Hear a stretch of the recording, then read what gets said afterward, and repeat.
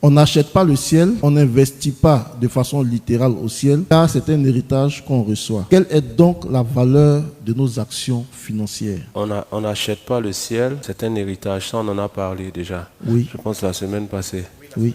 Voilà, un héritage, c'est quelque chose qui se reçoit. L'héritage, en termes plus simples, c'est l'accumulation des biens du légataire. C'est-à-dire celui qui va donner l'héritage là. C'est ce qu'il a accumulé qui donne. Donc c'est ce que l'héritier reçoit, c'est pas ce que l'héritier a sémé. L'héritier ne reçoit pas ce qu'il a sémé. L'héritier reçoit ce qu'on lui a légué. C'est-à-dire c'est quelqu'un qui lui donne. Oui.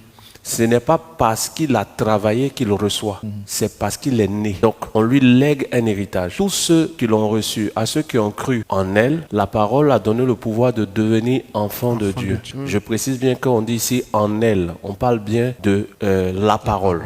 Voilà, c'est une parole. La foi vient de ce qu'on entend.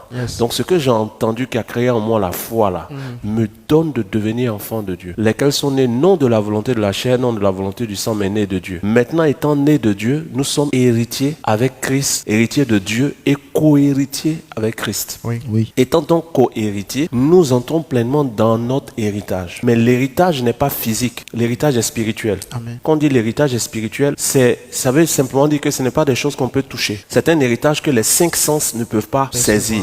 La vue, l'oreille, l'odorat, le toucher et puis le goût. Le goût, oui. Les 5 sens ne peuvent pas accéder à l'héritage que nous avons reçu. Mais les 5 sens peuvent interagir avec le monde physique. Donc, dans le monde physique, nous ne sommes pas héritiers. Personne, aucun chrétien n'est héritier physiquement. Voilà pourquoi il y a nécessité de poser des actions. Parce que les actions produisent des résultats. Quand je fais...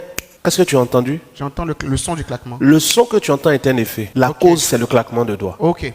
Dieu a créé ce monde et il a établi que ce monde fonctionne sur des lois qu'on appelle les lois de cause et effet. Les lois de ce monde sont bâties sur les causes et effets. C'est pas bâti sur le spirituel. Quoique Dieu ait tout créé depuis le spirituel. Il y a une différence entre créer depuis le spirituel et bâtir sur le spirituel. C'est quoi la différence? Aidez-nous, s'il vous plaît. Créé depuis le spirituel, Dieu est esprit et depuis le monde invisible, Dieu a créé le monde visible. Ça veut dire que le Dieu même qui a créé le monde visible, on ne le voit pas. Donc c'est depuis le monde invisible que le monde visible a été créé. Hébreux chapitre 11, verset 3. Hébreux 11, verset 3. C'est par la foi que nous reconnaissons que le monde a été formé par la parole de Dieu, en sorte que ce qu'on voit n'a pas été fait de choses visibles. Ce qu'on voit n'a pas été fait de ce qu'on voit. Ça veut dire que ce que je vois là, ce n'est pas quelque chose qu'on voit qui a fait. Donc l'auteur de la création n'est pas visible. Mais la création est visible.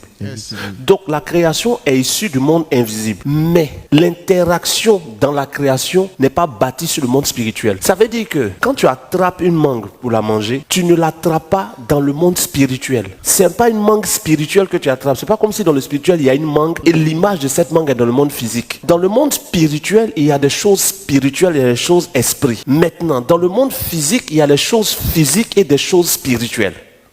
Ne pas juger sans avoir regardé l'intégralité de la vidéo disponible sur ses réseaux sociaux.